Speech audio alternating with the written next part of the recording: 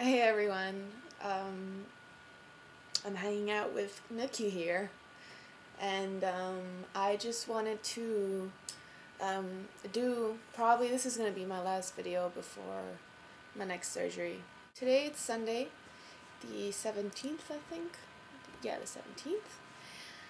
And my surgery is going to be on the 25th. Well, it's booked for the 25th. But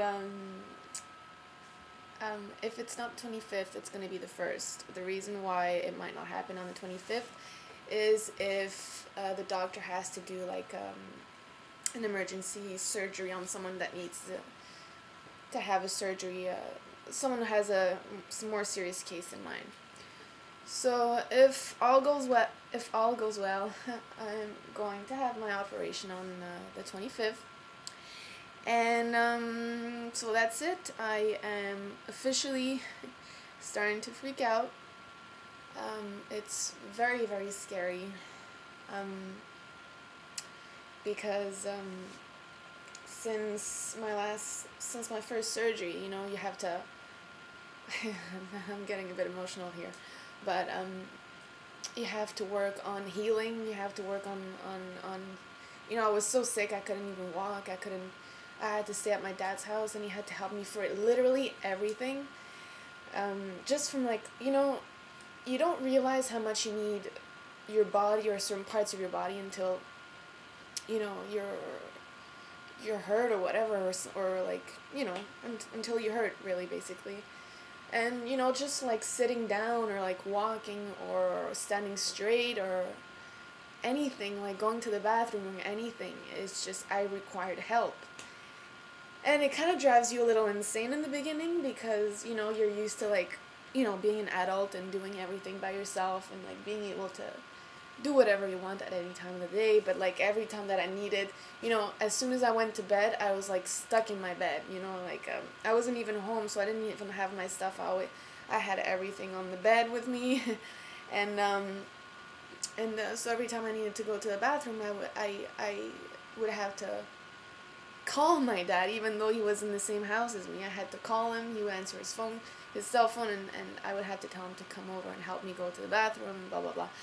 So, you know, going through that again, just the thought of it, it drives me absolutely nuts. But I think it's gonna be easier this time around because I'm not sick anymore. The first time I was very, very weak, very sick. And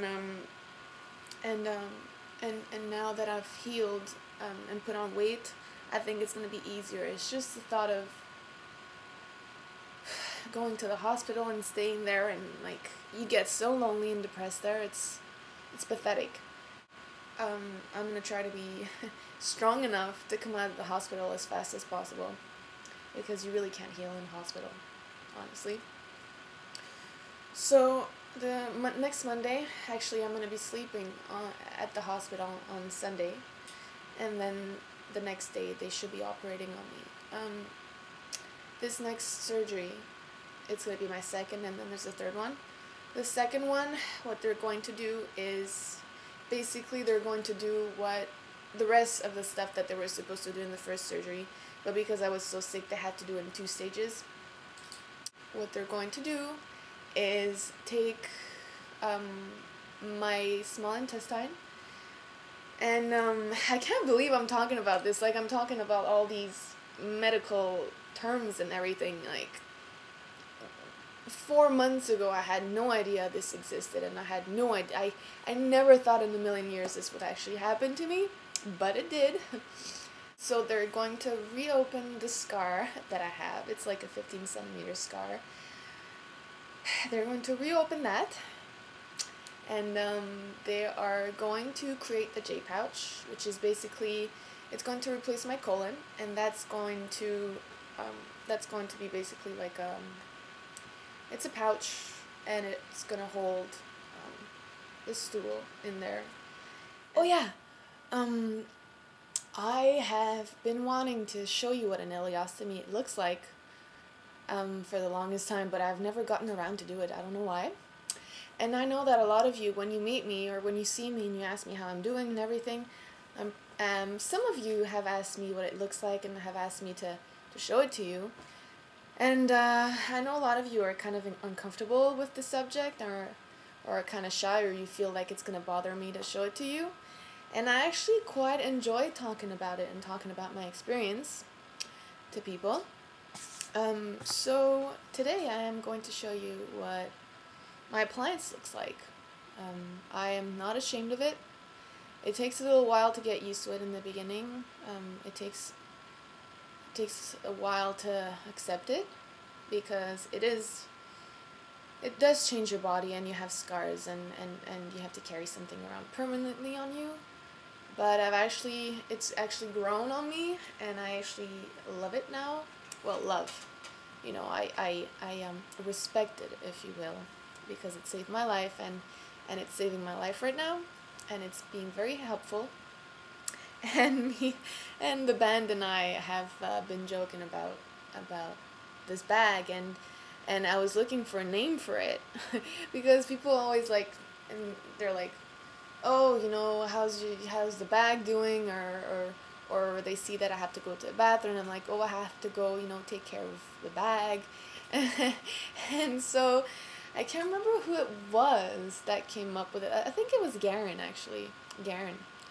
And he was talking about this episode of Family Guy, which I had never seen before this, and he started going shipoopy, shipoopy, and there's actually a really funny episode with the shipoopy song in it, and I highly recommend that you go on YouTube and watch it. It's hilarious.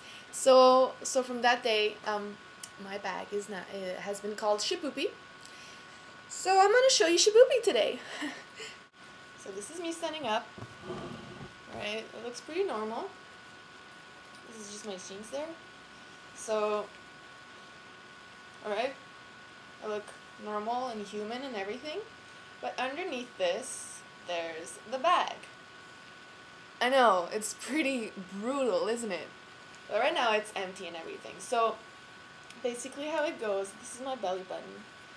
And underneath here, there's my small intestine. Okay? It's connected, it's two appliances. One is the one that's stuck underneath, that stays on your skin permanently. And the other one is a bag, which is this, that clips onto the first thing, and it never comes off.